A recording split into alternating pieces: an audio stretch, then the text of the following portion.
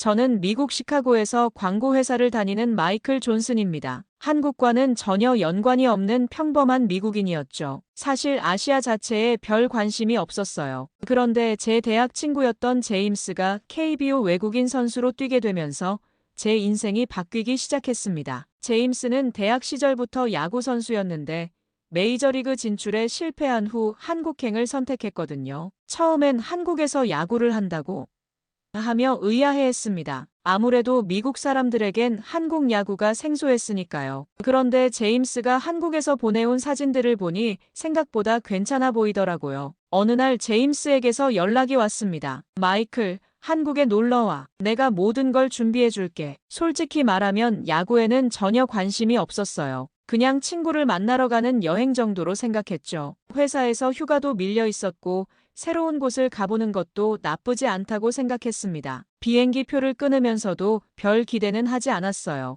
아시아 여행이나 한번 해보자 정도의 마음이었거든요. 인터넷으로 한국에 대해 찾아봤지만 김치와 케이팝 정도만 알고 있었습니다. 사실 그것도 제대로 아는 건 아니었죠. 인천공항에 내렸을 때 첫 느낌은 깨끗하다였습니다. 공항이 정말 말끔했어요. 제임스가 마중 나와서 반갑게 인사했는데 한국 생활에 완전히 적응한 모습이더라고요. 여기 생활이 어때?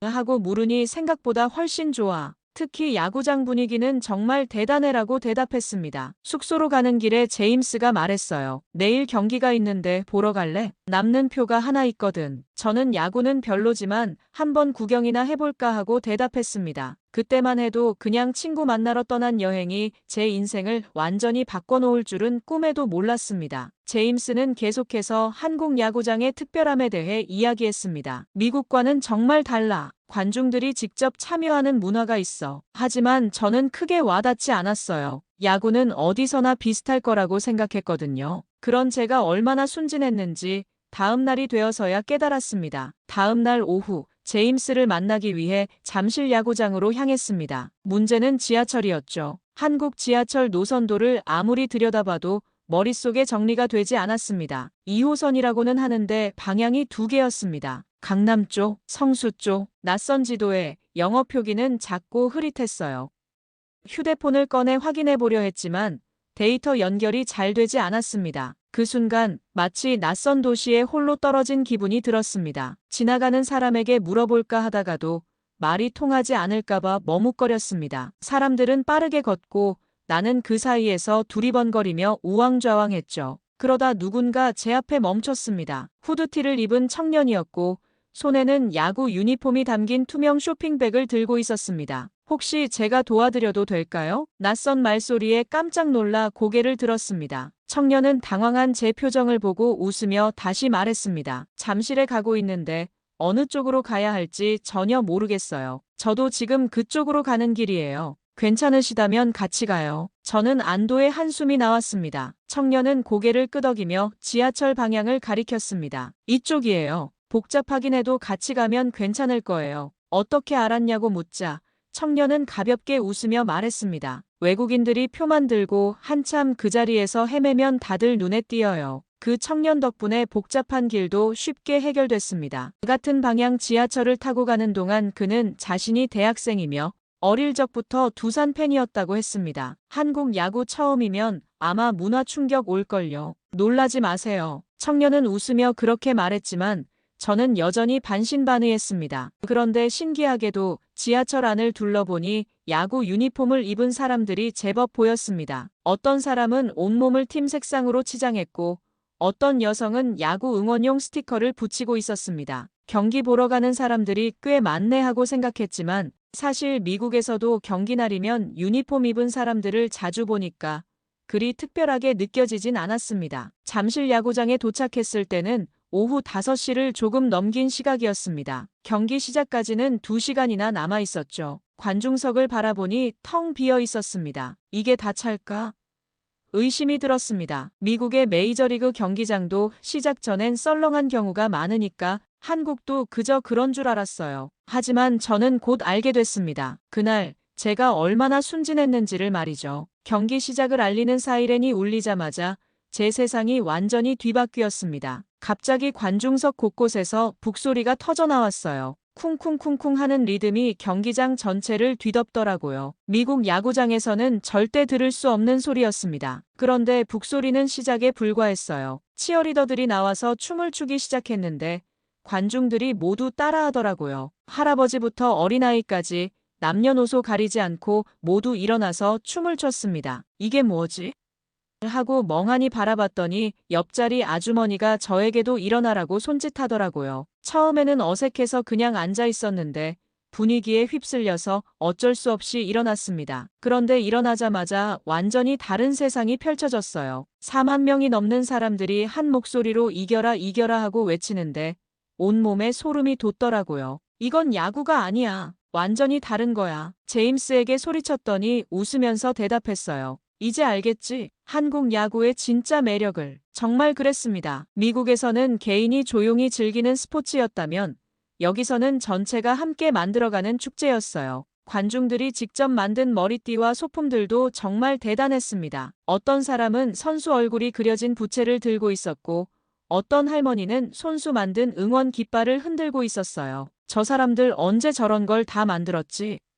하고 놀랐는데 나중에 알고 보니 시즌 내내 준비해온 거더라고요. 가장 놀라운 건 아이들이었습니다. 5살도 안 된 아이가 아빠 어깨에 올라타서 두 손으로 응원봉을 흔들고 있었어요. 그 모습을 보니까 가슴이 뭉클해지더라고요. 이건 단순한 스포츠 관람이 아니라 가족 전체의 문화였습니다. 치어리더가 여러분 목소리가 작습니다 하고 마이크로 말하니까 관중들이 더 큰 소리로 응원했어요. 그런데 그게 억지스럽지 않고 자연스러웠습니다. 마치 오랫동안 연습해온 것처럼 척척 맞아떨어지더라고요. 한 이닝이 끝날 때마다 다른 응원가가 나왔어요. 선수별로 다른 노래, 상황별로 다른 구호가 있었습니다. 어떻게 이런 걸 다 외우지? 하고 감탄했더니 옆자리 대학생이 응원가 가사가 적힌 종이를 보여주더라고요. 처음이세요? 따라 부르시면 돼요. 그 순간 깨달았습니다. 이곳에서는 외국인이든 한국인이든 상관없이 모두가 하나가 될 수 있다는 걸요. 언어가 달라도 문화가 달라도 응원이라는 공통분모로 연결되는 거였어요. 제가 평생 경험해본 것 중 가장 강력한 일체감이었습니다. 3회까지는 제임스 팀이 앞서고 있었어요. 관중들의 응원도 더욱 신나고 활기찼죠. 그런데 4회부터 상황이 바뀌기 시작했습니다. 상대팀이 연속으로 안타를 치면서 점수를 뒤집었거든요. 미국이었다면 관중들이 실망해서 자리를 떠나기 시작할 상황이었어요. 하지만 한국 관중들의 반응은 완전히 달랐습니다. 점수가 뒤처지자 오히려 더 큰 소리로 응원하기 시작했어요. 괜찮아, 우리가 이길 거야. 하는 목소리가 경기장을 가득 메웠습니다. 제가 알던 상식과는 정반대였죠. 저 사람들 미쳤나? 하고 속으로 생각했는데 곧 그 이유를 알게 되었어요. 한국 사람들에게는 이기고 지는 것보다 함께 응원하는 과정이 더 중요했던 거예요. 마치 가족이 힘든 시기에 더욱 단합하는 것처럼 말이죠. 5회에 제임스 팀이 또 점수를 내줬을 때였습니다. 관중석에서 야유나 불평이 나올 법한데 대신 더욱 격렬한 응원이 터져나왔어요. 끝까지 가자. 포기하지 마. 하는 구호가 파도처럼 몰려왔습니다. 그 순간 저는 소름이 돋았어요. 특히 인상 깊었던 건 할머니 한 분이었습니다. 이르는 넘어 보이는 할머니가 지팡이를 흔들면서 우리 애들 힘내라 하고 소리치고 계셨어요. 저는 그 모습을 보고 울컥했습니다. 이건 단순한 스포츠가 아니라 삶의 한 부분이었어요. 제임스가 타석에 들어섰을 때 관중들의 반응이 또 달랐습니다. 외국인 선수임에도 불구하고 한국 선수들과 똑같이 응원해 주더라고요. 체이미스 하고 외치는 소리에 제임스도 손을 흔들어 답했어요. 그때 제가 처음으로 야구에 감정이입을 하게 되었습니다. 6회에 상대팀이 추가 점수를 올렸어요. 이제 5점 차이로 벌어졌죠. 미국이었다면 경기장이 한산해졌을 겁니다. 하지만 여기서는 달랐어요. 아직 끝나지 않았다. 하는 함성이 더욱 커졌습니다. 옆자리 아저씨가 저에게 말했어요. 처음 보시죠? 한국에서는 마지막까지 응원하는 게 예의예요. 예의라는 표현이 참 인상 깊었습니다. 응원이 의무가 아니라 선수들에 대한 예의라고 생각하는 거였어요. 7회, 8회가 지나도 점수 차이는 좁혀지지 않았습니다. 하지만 관중들은 마지막까지 포기하지 않았어요. 9회 말까지 기적은 일어난다.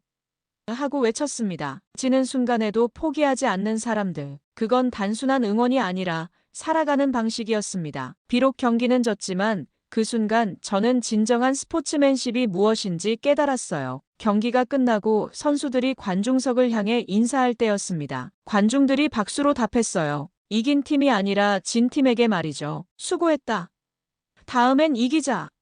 하는 따뜻한 격려가 경기장을 감쌌습니다. 그 순간 저는 한국 사람들의 마음을 조금이나마 이해할 수 있었어요. 경기가 끝나고 나서도 제 머릿속에는 방금 전에 본 장면이 계속 맴돌았습니다. 7회 때 일어난 일이었어요. 상대팀 투수가 던진 공이 제임스의 어깨를 맞췄거든요. 미국에서라면 투수와 타자가 서로 노려보거나 말다툼이 벌어질 상황이었죠. 그런데 그 투수가 한 행동을 보고 깜짝 놀랐습니다. 마운드에서 내려와 제임스에게 다가가더니 모자를 벗고 정중히 고개를 숙이며 사과하는 거예요. 죄송합니다 하는 말이 마이크에도 잡힐 정도로 또렷했어요. 제임스도 손을 흔들며 괜찮다는 표시를 했고요. 저게 뭐야?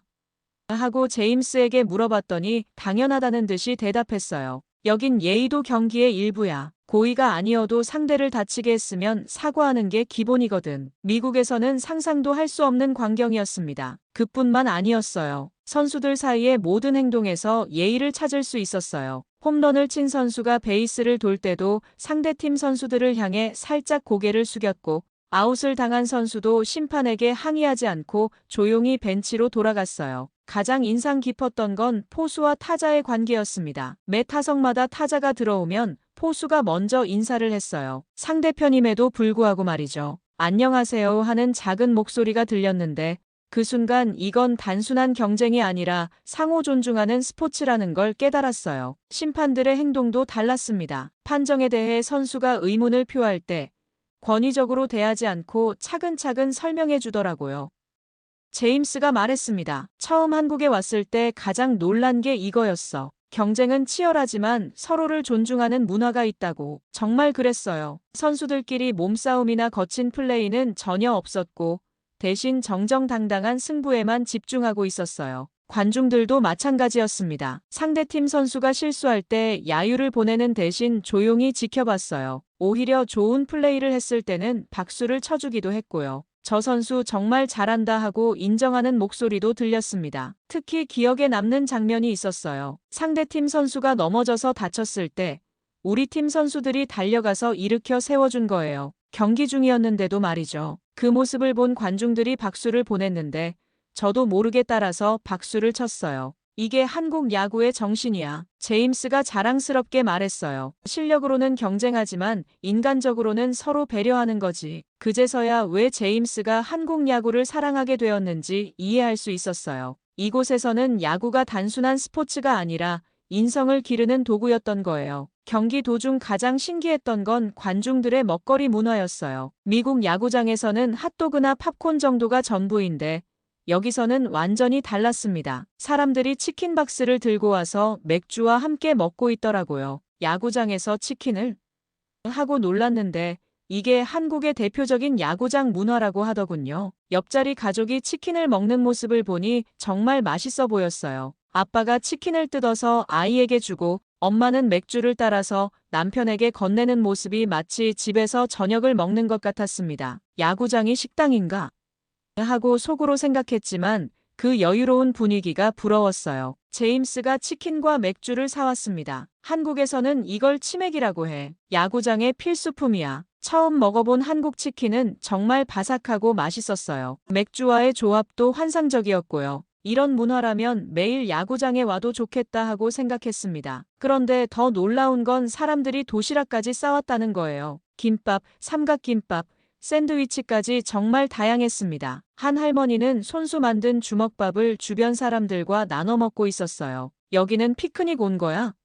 하고 물으니 제임스가 웃으며 대답했어요. 한국 사람들에게 야구장은 놀이터 같은 곳이야. 더욱 감탄한 건 사람들의 준비성이었어요. 응원용품부터 먹을거리, 심지어 돗자리까지 완벽하게 준비해왔더라고요. 어떤 아주머니는 아이스박스까지 가져와서 음료수를 차갑게 보관하고 있었어요. 이 정도면 캠핑 수준이네 하고 감탄했습니다. 그런데 정말 놀라운 일은 경기가 끝난 후에 벌어졌어요. 4만 명이 넘는 사람들이 먹고 마신 자리였는데 각자 자기 자리를 깨끗하게 정리하고 가는 거예요. 쓰레기통이 부족할 법도 한데 사람들이 자기 쓰레기를 챙겨서 가져가더라고요. 이게 정상인가?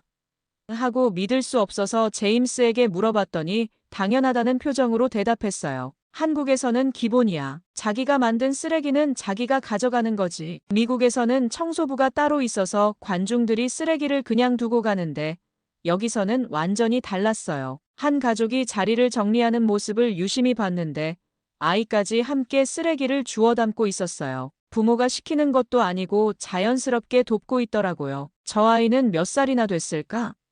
하고 보니 대여섯 살 정도였는데 벌써 그런 습관이 몸에 배어 있었어요. 가장 인상 깊었던 건 한 할아버지였습니다. 자기 자리뿐만 아니라 주변에 떨어진 쓰레기까지 주워 담고 계시더라고요. 왜 남이 버린 쓰레기까지?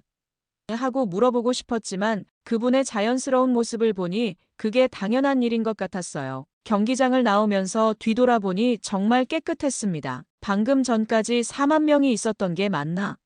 할 정도로 말이죠. 그때 깨달았어요. 이건 단순히 쓰레기를 치우는 것이 아니라 다음 사람을 배려하는 마음이었다는 걸요. 이건 마치 시민 전체가 운영하는 경기장 같다는 생각이 들었습니다. 야구장에서의 경험은 시작에 불과했습니다. 다음 날부터 제임스가 한국 생활을 본격적으로 보여주기 시작했거든요. 첫 번째로 놀란 건 수돗물이었어요. 이거 그냥 마셔도 돼?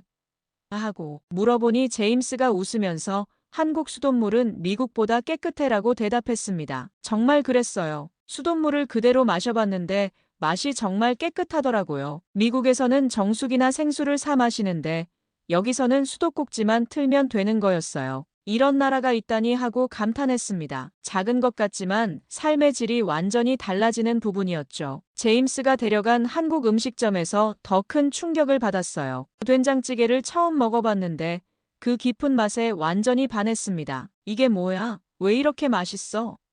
하고 놀라니까 사장님이 웃으면서 우리 할머니 손맛이에요 라고 하시더라고요. 집에서 만든 것 같은 정성이 느껴졌어요. 김치도 처음엔 맵다고 생각했는데 계속 먹다 보니 중독되더라고요. 특히 김치찌개는 정말 환상적이었습니다. 한국 사람들이 왜 김치를 그렇게 좋아하는지 이제 알겠어. 제임스에게 말했더니 아직 시작도 안 했어. 더 맛있는 게 많아라고 하더군요. 냉면도 처음 경험이었어요. 차가운 국수라니 미국에서는 상상도 할 수 없는 음식이었죠. 그런데 막상 먹어보니 시원하고 깔끔해서 여름에 딱 맞는 음식이더라고요. 이런 걸 왜 진작 몰랐을까? 하고 후회했습니다. 가장 놀라운 변화는 제 몸에서 일어났어요. 한국에서 일주일을 지내니까 피부가 좋아지기 시작했습니다. 미국에서는 항상 건조했던 피부가 촉촉해졌어요. 뭐가 달라진 거지? 하고 생각해보니 음식과 물 그리고 공기의 차이였어요. 물이 다르고 밥이 다르고 얼굴빛이 다르더니 결국 내가 달라진 것입니다. 제임스가 한국 화장품 가게에도 데려갔습니다. 남자가 화장품을?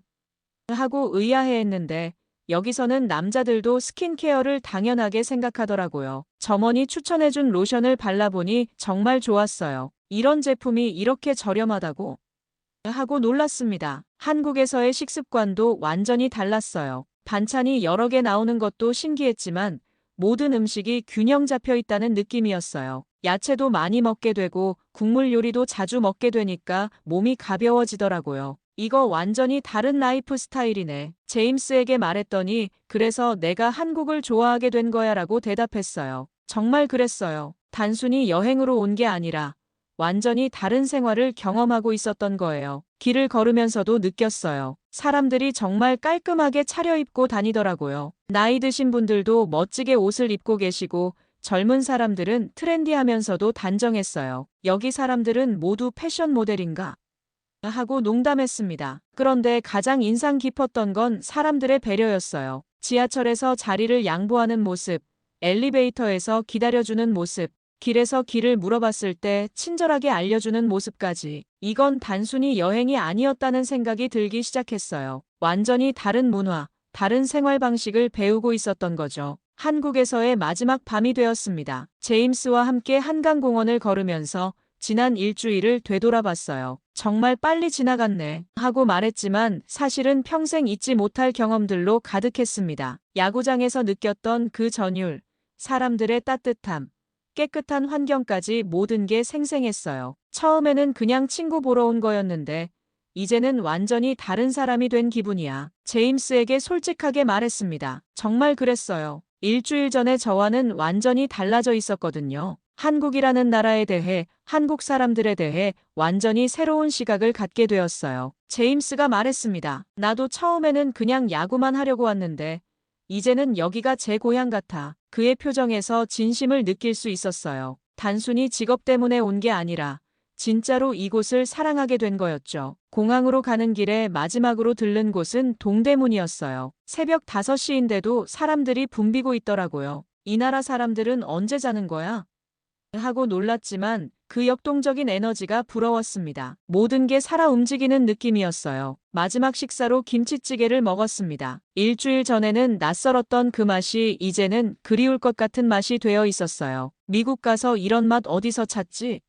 하고 걱정했더니 제임스가 한국마트에서 재료 사서 만들어봐라고 조언해줬어요. 인천공항에 도착해서 출국 수속을 밟는데 마음이 무거웠습니다. 나도 언젠간 이곳에 다시 오고 싶다. 제임스에게 말했더니 언제든지 와. 내가 다 안내해줄게라고 대답했어요. 그 약속이 정말 진심으로 느껴졌습니다. 비행기에 오르면서 창밖으로 한국 땅을 마지막으로 바라봤어요. 일주일 전에는 그냥 낯선 나라였는데 이제는 다시 돌아오고 싶은 곳이 되어 있었습니다. 한 번의 여행이 이렇게 사람을 바꿀 수 있구나 하고 생각했어요. 비행기 안에서 한국에서 찍은 사진들을 다시 봤습니다. 야구장에서의 모습, 음식점에서의 모습, 거리에서의 모습까지 사진 속에 제 얼굴이 정말 행복해 보였어요. 언제 이렇게 순수하게 즐거워했나 싶을 정도로 말이죠. 특히 야구장에서 응원하는 제 모습을 보니 웃음이 나왔습니다. 머리띠를 쓰고 응원봉을 흔들고 있는 모습이 완전히 한국 사람 같았어요. 내가 저런 모습이었다니 하고 놀랐지만 그때의 설렘과 감동이 다시 살아났습니다. 시카고에 도착해서 집에 돌아왔는데 모든 게 예전 같지 않았어요. 수돗물을 마시려다가 한국 물이 더 맛있었는데 하고 생각했고 저녁을 먹으려다가 김치찌개가 먹고 싶다 하고 그리워했어요. 친구들에게 한국 여행 이야기를 해줬는데 모두들 신기해했습니다. 야구장에서 치킨을 먹는다고, 관중들이 쓰레기를 가져간다고 하면서 믿기 어려워했어요. 하지만 저는 확신했습니다. 한국은 정말 특별한 나라라는 걸요. 그날 밤 잠자리에 누워서 다짐했습니다. 언젠가는 꼭 다시 한국에 가자. 그리고 더 많은 것들을 경험해보자. 한 번의 야구 관람이 제 인생을 바꿔놓았으니까요. 한국은 제가 다시 돌아가고 싶은 나라, 더 알고 싶은 나라가 되어 있었습니다.